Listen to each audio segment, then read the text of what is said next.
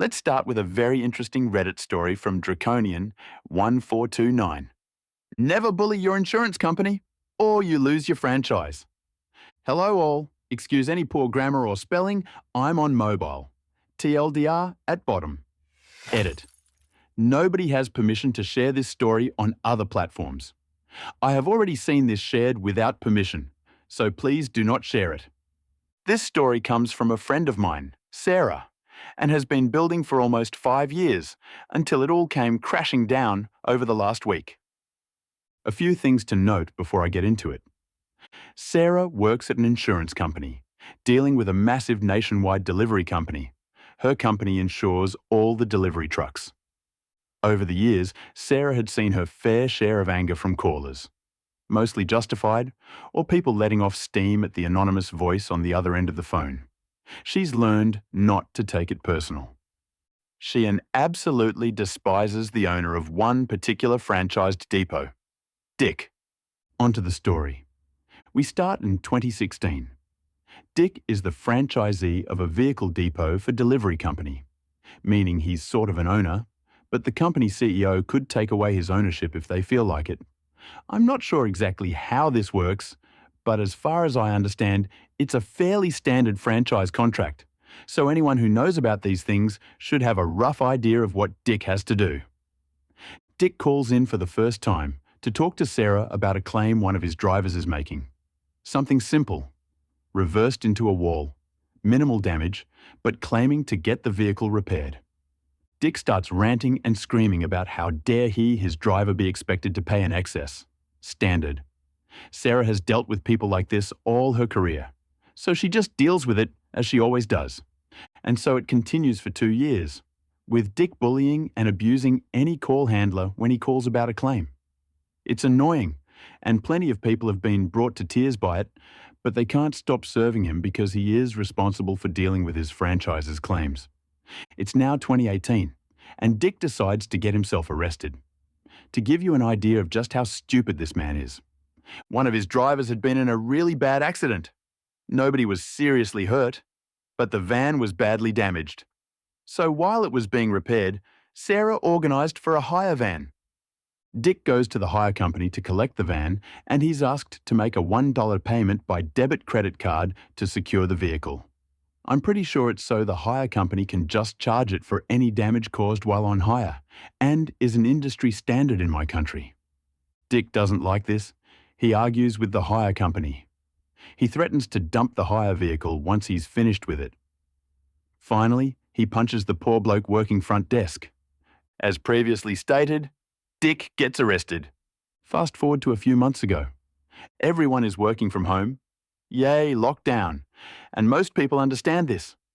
Everyone except Dick. He must be having a particularly bad day because his tantrum about how useless Sarah and her company is descending into personal insults. Sarah, having an equally bad day, decides that now is the moment she will get revenge on this guy for everything he has put every claim handler through.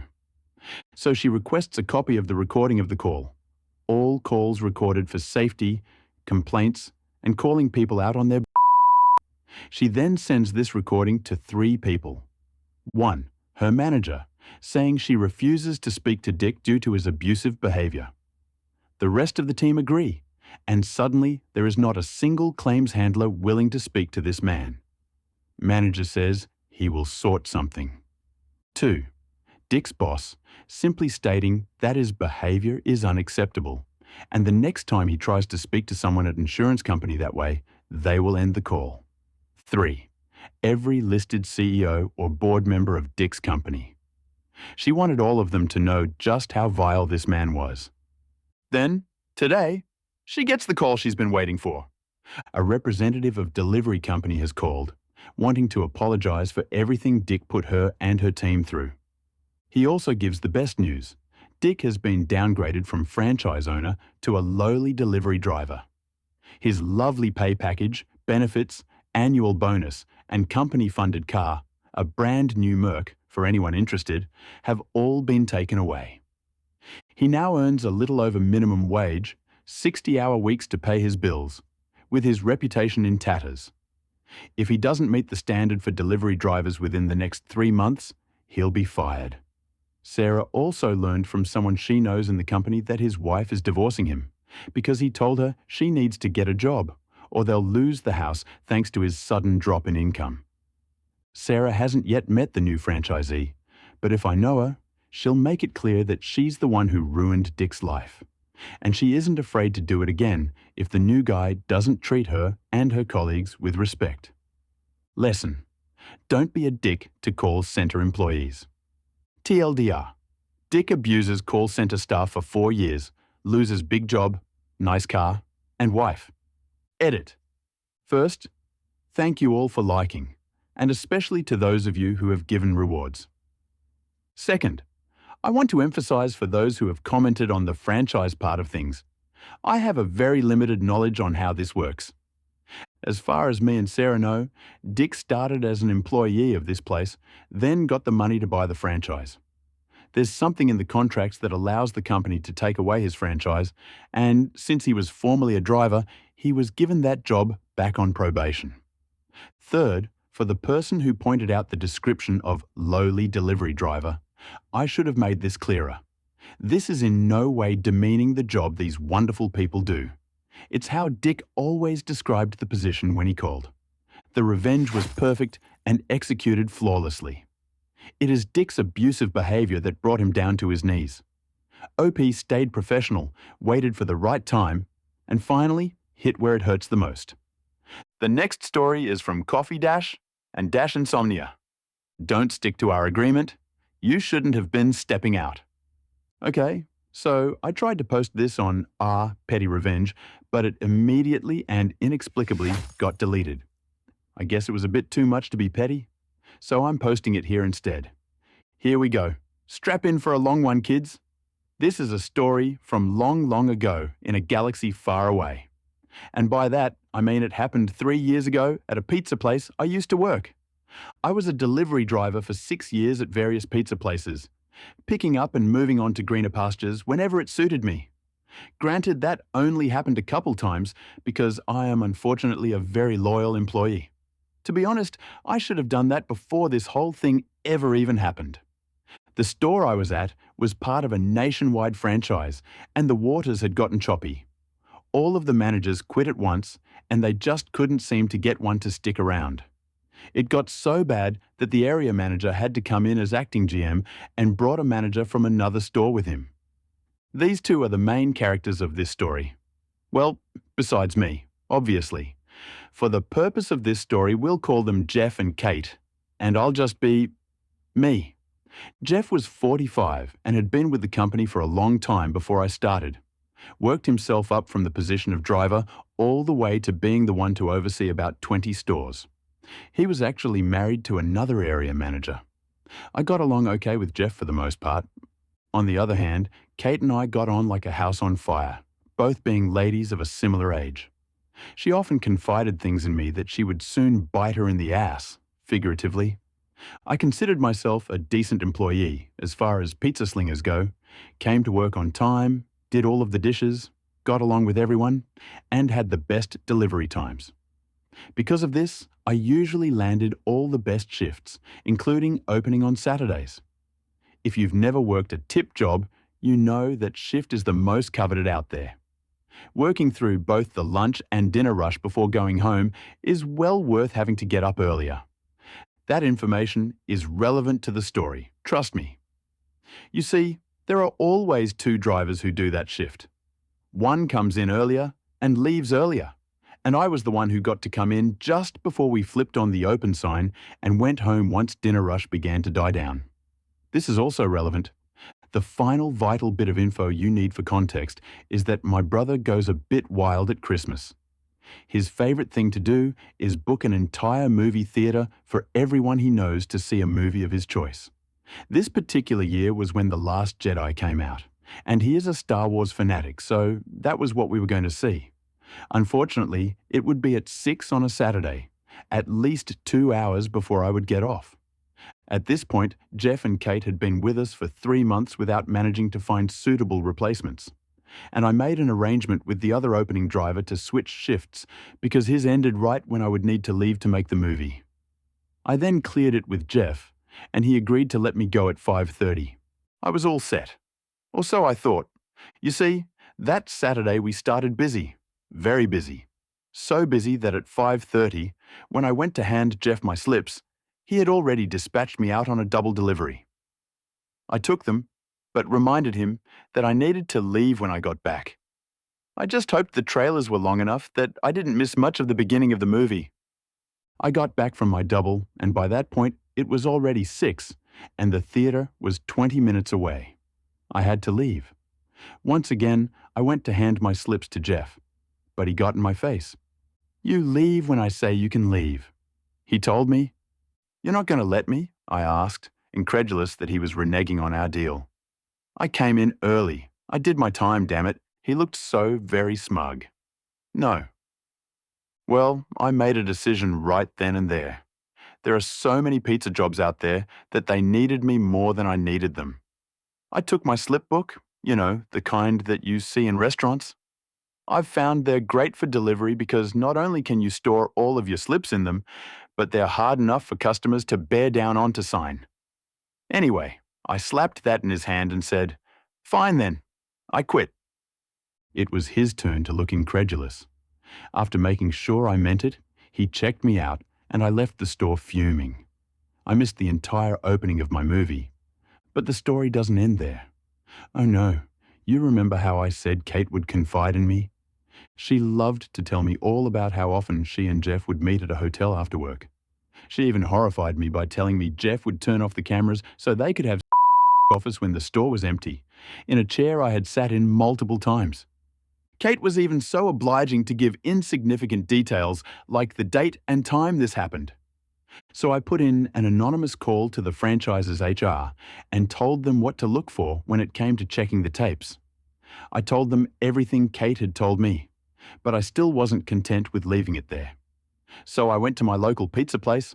That just happened to be in Jeff's wife's area. Remember when I said she was also an area manager, and I got to gossiping with the workers there while they made my pizza. I was well aware it would make it back to her. Food employees can't keep such juicy gossip to themselves. Jeff got demoted to store manager, then transferred to the same store in his wife's area I went to so she could keep an eye on him. I guess it didn't work out because last I heard Jeff's wife divorced him and he no longer worked for that franchise. And none of that would have happened if he had just let me leave on time.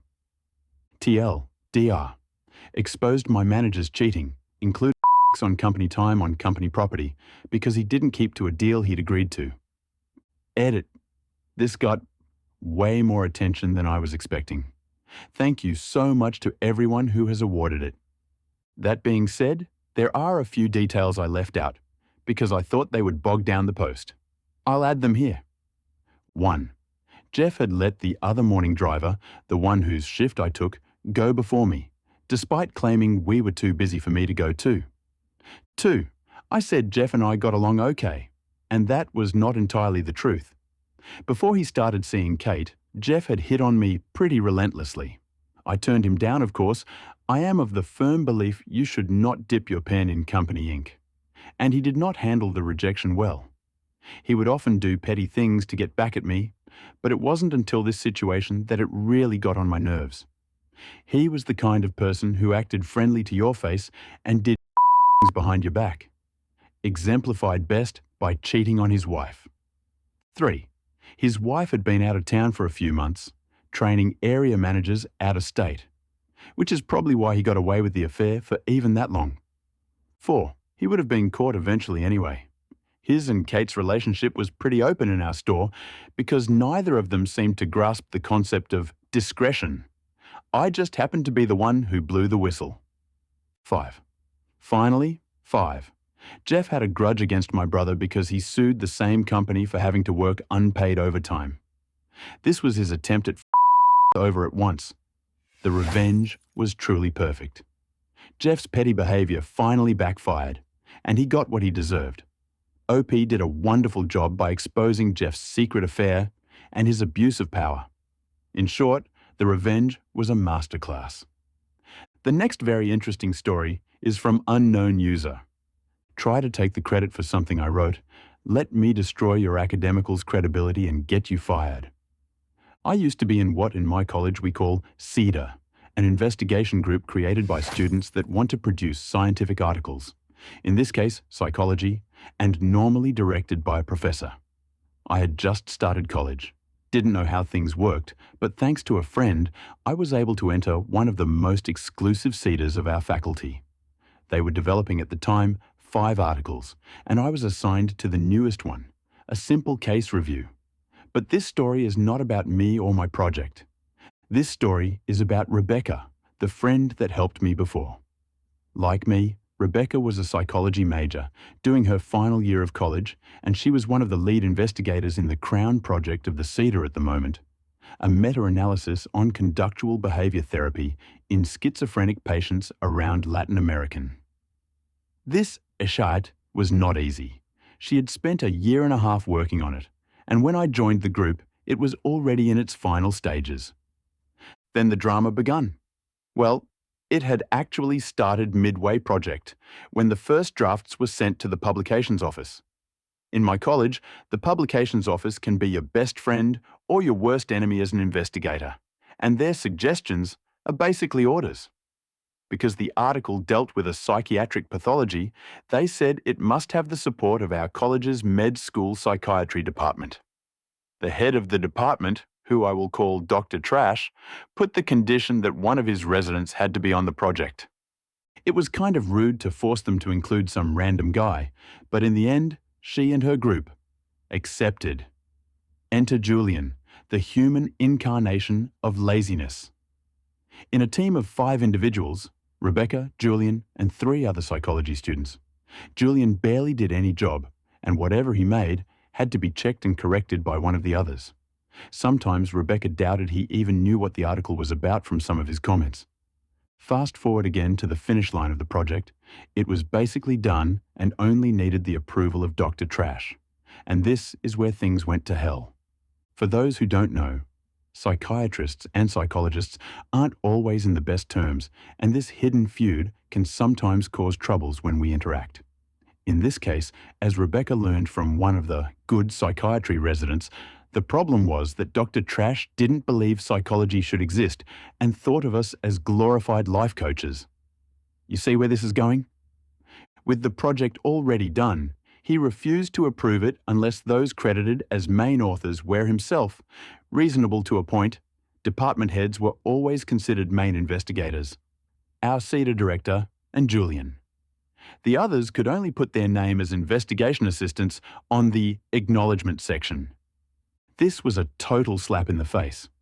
Even when she tried to argue that she was the one that designed the project in the first place and that Julian did the minimum, the man called her a liar, said her basic idea had needed a lot of corrections, false, and that he knew Julian had written most of the paper as there was no way she could have done it. Remember, he saw us as life coaches. Julian, being the douchebag he had been all year, didn't correct him and let the others drown while he was praised.